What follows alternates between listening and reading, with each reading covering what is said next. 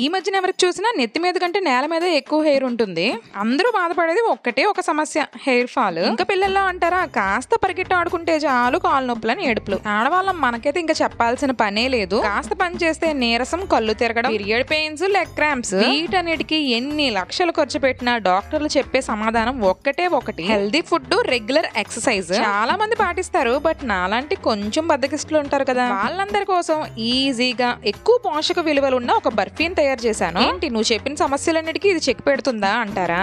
మొత్తానికి చెక్ పెట్టేది కానీ మీ ఆరోగ్యం బాగు చేయడంలో మాత్రం మంచి పాత్ర వహిస్తుంది. ఇందులో నువ్వులు మంచి పోషక విలువలు, కాల్షియం ఎక్కువగా ఉంటది, మన ఎముకలు గట్టిపడడానికి ఉపయోగపడుతుంది. పల్లీలు బాదం కంటే ఎక్కువగా పోషక విలువలు ఉండేవి పల్లీల్లోనే, తక్కువ రేటు ఎక్కువ లాభాలు. పంప్కిన్ షీడ్స్, బెల్లము అన్ని మన ఆరోగ్యానికి మంచివే. రుచి కోసం కొంచెం పాలపొడి యాడ్ చేశాను. మా పిల్లలకైతే చాలా నచ్చింది, మీరు కూడా ఇష్టంగా తింటారని అనుకుంటున్నాను. ఇప్పుడు ప్రాసెస్ లోకి వెళ్ళిపోదాము. ఒక కడాయి తీసుకొని అందులో నువ్వులను ఒక 2 కప్పులు తీసుకున్నాను.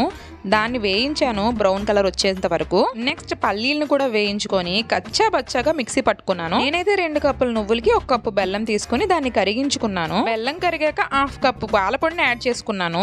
పాలపొడి కూడా స్వీట్ గా ఉంటది, అందుకే తక్కువ బెల్లం వేసుకున్నాను. మీకు కావాలంటే బెల్లం యాడ్ చేసుకోండి. పాలపొడిని ఉండలు లేకుండా కలుపుకొని తర్వాత నువ్వులు మిక్సీ చేసి పెట్టుకొని అది దీనిలో యాడ్ చేయాలి. అంతే సింపుల్. దగ్గరగా అయ్యాక ఒక ప్లేట్కి నెయ్యి రాసుకొని ఆ మిశ్రమాన్ని దీనిలో వేసేయడమే. అన్నట్టు మర్చిపోయా, ఇలాచీ కూడా యాడ్ చేశాను. దాని మీద పల్లీల పొడి, పంప్కిన్ షీడ్స్ వేసుకొని బర్ఫీ షేప్ లో కట్ చేసుకుంటే మన బర్ఫీ రెడీ.